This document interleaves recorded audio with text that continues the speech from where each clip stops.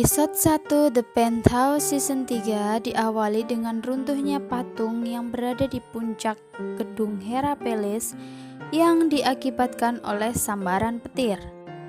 Patung tersebut runtuh menghancurkan patung Hera dan mengenai sosok pria misterius.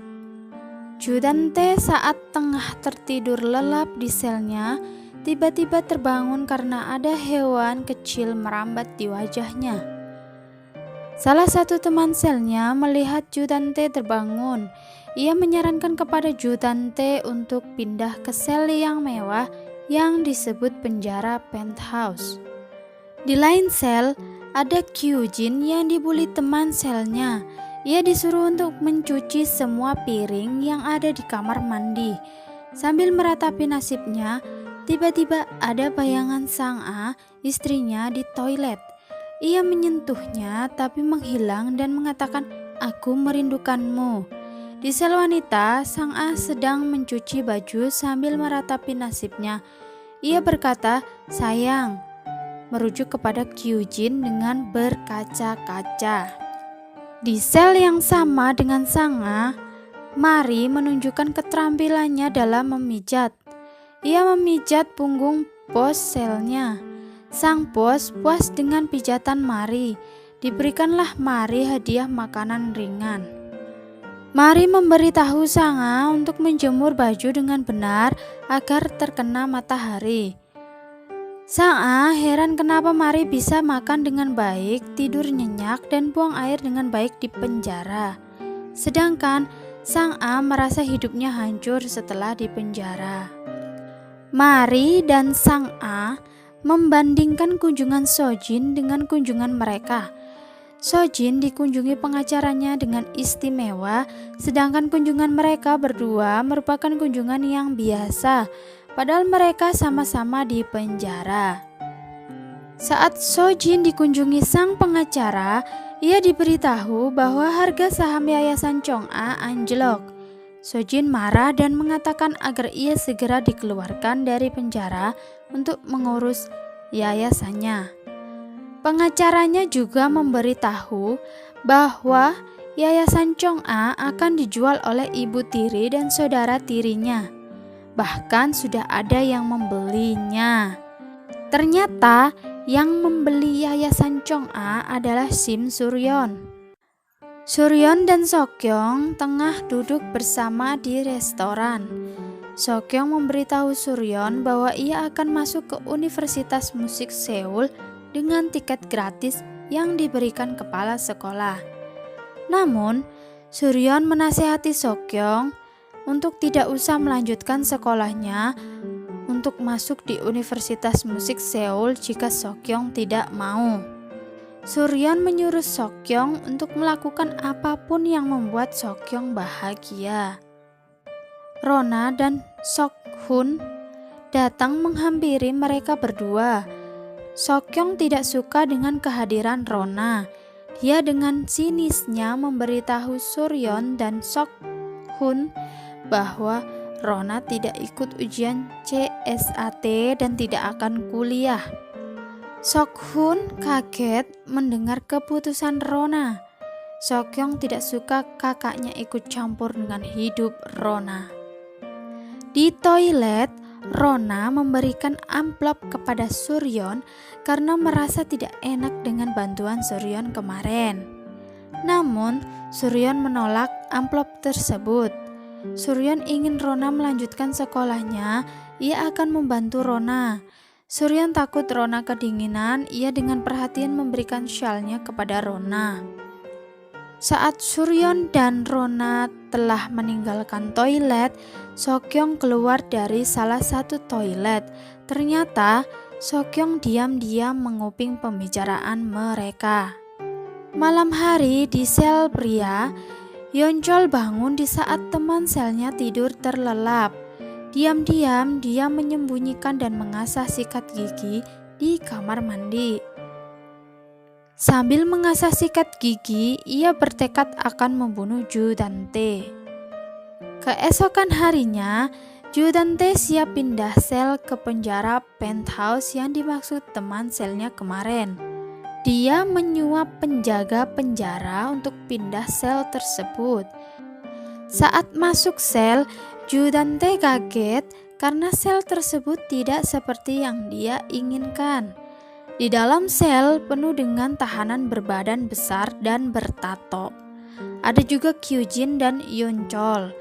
Yeonchol melihat Judante masuk sel langsung menyerangnya dari belakang. Semua tahanan harus tunduk dengan aturan sang bos sel, termasuk Judante. Judante menolak, bahkan akan menyerang sang bos. Sang bos melawan dengan satu sentuhan tangan dan teriakan yang keras. Judante langsung pingsan. Karena banyaknya hujatan di internet mengenai Sojin yang disebut diperlakukan secara istimewa, akhirnya sipir penjara tidak mengizinkan Sojin bertemu dengan pengacaranya. Kunjungan tersebut berubah menjadi kunjungan rutin sama seperti tahanan lain. Sojin tidak terima dengan hal itu. Ia berteriak menyuruh sipir untuk memanggil pengacaranya. Namun diacuhkan oleh sang sipir. Saat itu, Mari bergosip tentang kehidupan Sojin. Sojin tidak terima dan berdebat dengan Mari. Sang bos sel sedang dalam mood yang buruk, menyuruh Sojin untuk menghiburnya dengan bernyanyi. Namun Sojin menolaknya.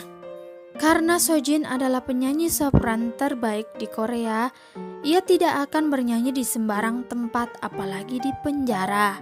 Mendengar itu, sang bos marah menendang meja di depannya. Dia mengatakan bahwa dia dulu belajar vokal di Universitas Wanita Ehwa.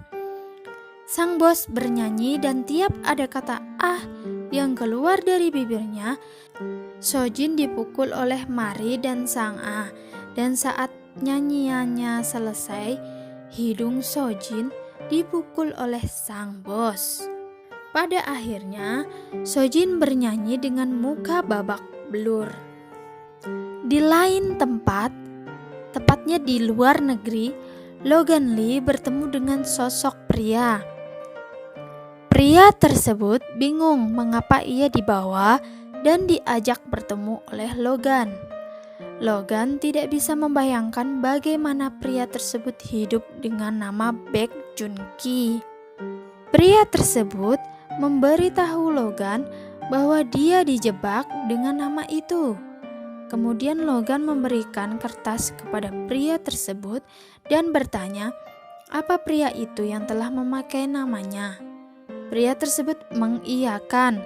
Bahkan Judante telah membunuh orang tuanya dan merampas harta milik keluarganya.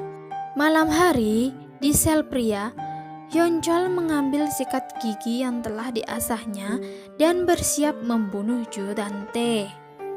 Namun saat Yeonchol hendak membungkam mulut Judante, Judante bangun dan terjadilah perkelahian antar keduanya. Saat tahanan lain meminta pertolongan sipir dengan berteriak, sang bos mengambil dan menyembunyikan sikat gigi tersebut. Para sipir datang melerai Judante dan Yeonchol. Semua tahanan mengatakan bahwa Judante yang berusaha membunuh Yeonchol. Saat sipir penjara pergi, Judante dipukuli oleh para tahanan. Yeonchol diperingatkan oleh sang bos bahwa belum waktunya untuk membunuh Judante. Kemudian sikat gigi tersebut dipatahkan oleh sang bos. Masih di luar negeri, Logan sedang bertelepon dengan sipir penjara. Logan menyuruh sipir tersebut untuk terus mengawasi Judante. Saat bertelepon, di belakang sipir ada sang bos sel. Rupanya mereka berdua suruhan Logan Lee yang bekerja sama untuk mengawasi Judante di penjara. Saat semua tahanan mandi bersama, sang bos mengalungkan handuknya ke leher Judante semakin kencang hingga Judante pingsan. Sipir datang bertanya kenapa Judante pingsan. Apa ada perkelahian lain? Yeonchol menjawab bahwa Judante pingsan sendiri. Sipir menyuruh untuk membangunkan Ju Dante. Kyujin menyiram air untuk membangunkan Ju Dante, sedangkan Yeonjol menginjak punggung Ju Dante. Sekretaris Ju Dante datang berkunjung. Ju Dante menyuruh sekretarisnya untuk menyuap sipir penjaga agar dia dipindahkan ke sel yang lain, karena ditakutkan dia akan mati jika terus berada di sel itu. Hari lain, Ju Dante telah pindah di sel lain. Dia sedang berolahraga. Tiba-tiba ada sipir yang memberikan makanan dan koran kepadanya. Di koran tersebut ada kata yang dilingkari tertulis 9 hari. Setelah membaca koran tersebut, Ju Dante tertawa. 9 hari kemudian, semua tahanan dikeluarkan di lapangan. Kyujin membanggakan dirinya kepada tahanan lain. Dia mengatakan bahwa ia dulunya adalah pengacara perceraian hebat. Di lain sisi, ada Yeonjol yang melihat Kyujin dari kejauhan. Kemudian Kyujin mendekati Yeonjol. Tak lama kemudian, Ju Dante menghampiri Yeonjol. Ia berusaha memprovokasinya dan berhasil. Mereka berdua berkelahi dengan sengit. Semua tahanan menonton perkelahian tersebut. Ju Dante tertusuk saat perkelahian itu.